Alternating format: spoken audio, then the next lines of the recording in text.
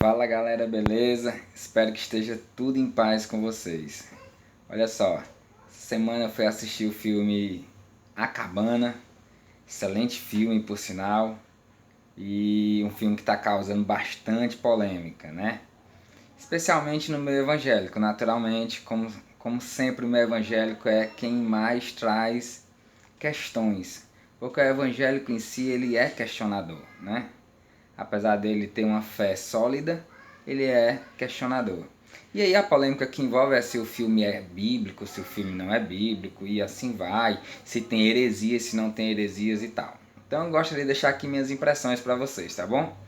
Primeira coisa, excelente filme, um filme de uma, uma produção muito bem feita, cenário bonito, a fotografia do filme é muito boa, os atores atuaram muito bem trabalhado. Cada personagem, desde o personagem principal até aqueles que eram Deus, né? O papai na história, Jesus Cristo e o Espírito Santo, a Sarail. E um filme muito bem trabalhado por eles, muito bem interpretado, vamos dizer assim. Então eu indico a todos, indico a você que quer, que já leu o livro, vale a pena assistir o filme. Eu particularmente tem duas coisas no livro que eu gostaria que tivesse entrado no filme que não entrou, mas no geral segue muito a ideia do livro de fato, né? Mas tem um momento lá no livro em que o Mark falando com o papai lamenta a esposa dele não estar com ele. E, e aí o papai disse para ele o seguinte: por que você não trouxe? Ele disse: mas você disse que queria falar comigo. E aí o papai disse para ele: não, eu disse que queria falar com você, mas eu não disse que queria falar apenas com você. O que dá a ideia de que o fato de Deus o ter chamado para conversar com ele naquele final de semana não significasse que ele deveria ter ido sozinho, né? Então é um momento que eu achei que deveria ter entrado no filme. E um segundo momento é me lembrei. É um momento em que Deus está ouvindo uma música, um som, né? Fonezinho de ouvido, ouvindo ali o som, e o Mark pergunta o que ele está ouvindo, e ele diz que. Ele cita lá uma banda, isso no livro. E aí o Mark diz não conhecer a banda. Aí Deus diz para ele: não, é que eles só vão nascer daqui uns 20 anos. E eu achei essa cena no livro muito bacana, porque traz a ideia do fato de Deus conhecer o futuro, né? E Deus estava ouvindo uma música que, para nós, só iria existir daqui a 20 anos. Muito legal, muito bom.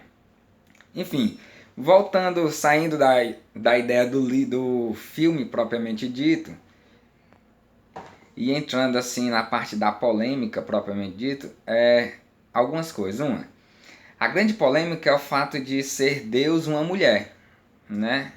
E Deus não pode ser uma mulher. Então essa é a questão que se levanta no meio evangélico. E aí, o que eu queria colocar como ideia para você refletir acerca disso? Por que Deus não pode ser apresentado como uma mulher? Por que não? Por que Deus teria que ser apresentado como homem? Qual é a obrigatoriedade disso? Aí alguém pode dizer o seguinte: não, é porque Deus é apresentado na Bíblia como homem. Tá, é verdade, isso aí ninguém vai questionar. Só que Jesus apresenta Deus para a mulher samaritana como espírito. Se não me falha a memória, João capítulo 4, capítulo 8, verso 24, por aí, onde Jesus diz que Deus é espírito e os seus adoradores o adoram espírito em verdade. Ora, como um ser espiritual que Deus é óbvio, não há o que discutir, que Deus não tem sexo e não tem gênero. Deus não é homem. Da mesma forma, Deus não é mulher. E Deus não sendo homem, Deus não sendo mulher, é óbvio que Deus pode se apresentar no gênero que ele bem se entender. Basta apenas que aquilo seja apropriado para a ocasião. Então você imagina, por que Deus se apresentou como homem na Bíblia toda?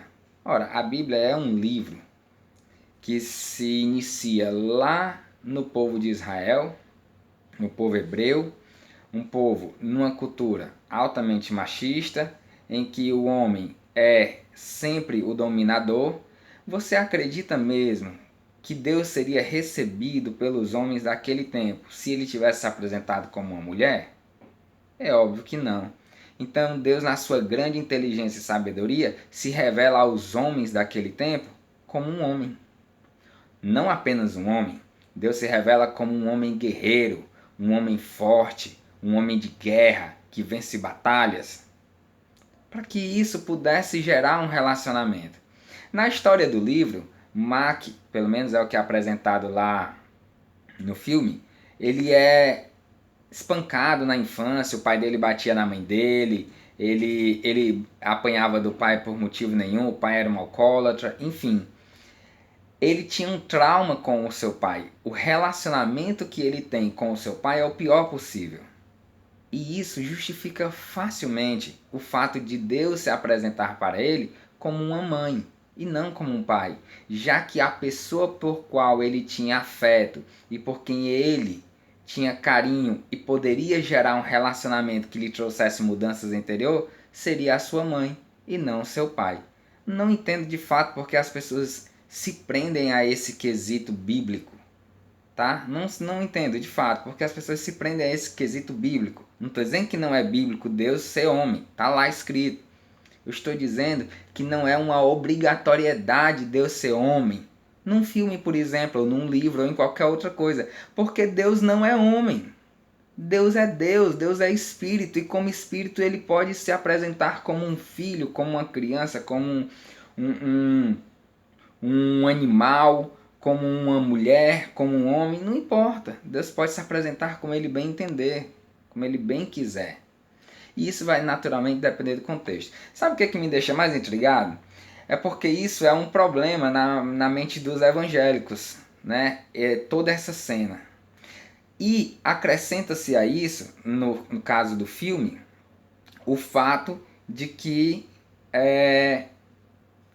a menina que morre, a filha dele, que foi assassinada, em um determinado momento ela se apresenta, ele está dentro de uma caverna junto com Jesus, não lembro se é com Jesus ou é com Deus, e aí a criança é com Deus, ele está lá, ele e o papai, e aí do outro lado da caverna tem uma cachoeira, e por trás da cachoeira a filha dele, ele vê a filha dele.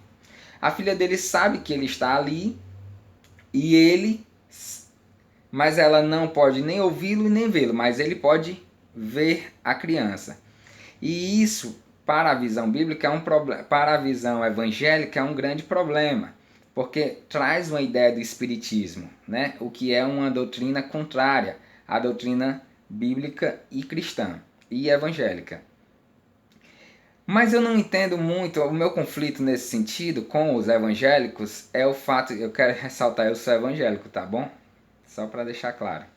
Mas é o fato de que é normal, eu não foi uma vez, nem duas, nem várias vezes, em que a gente já ouviu testemunho de pessoas que foram arrebatadas, foram para o céu, Deus levou elas para o inferno, lá no inferno elas viram as almas de muitas pessoas que estavam lá gemendo, alguns são ousados o suficiente para dizer que viu até o irmão que estava na igreja, estava lá no inferno, e por aí vai. E viu também um outro irmão lá no céu, um irmão que tinha falecido há um tempo. Eu já ouvi esse tipo de coisa na igreja. Certamente você já ouviu esse tipo de testemunho.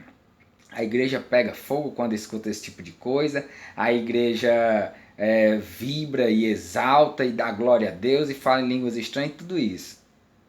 Mas nessa cena, isso virou um problema enorme dentro do filme, porque diz que é espírita. Ora, se é espírita, por que então nós não dizemos as mesmas coisas quando ouvimos esses testemunhos de pessoas que foram arrebatadas e foram no céu e viu o irmão que tinha morrido e estava lá no céu e viu o outro que estava no inferno? Por que é verdade isso e esse outro é mentira? Não é a mesma coisa? Não está tendo aí uma visão dos mortos? O que seria um problema dentro da ideia evangélica? Por quê? Então, o evangélico ele precisa ser mais verdadeiro e sincero consigo mesmo, sabe? Ser mais verdadeiro e sincero. Se é um evangélico dizendo, é show. Mas se não é, aí é heresia, é problema, é antibíblico, tá? Muitas pessoas estão dizendo que o filme não é cristão. Obviamente o filme é cristão, tá? O filme é bíblico? Não, o filme não é bíblico.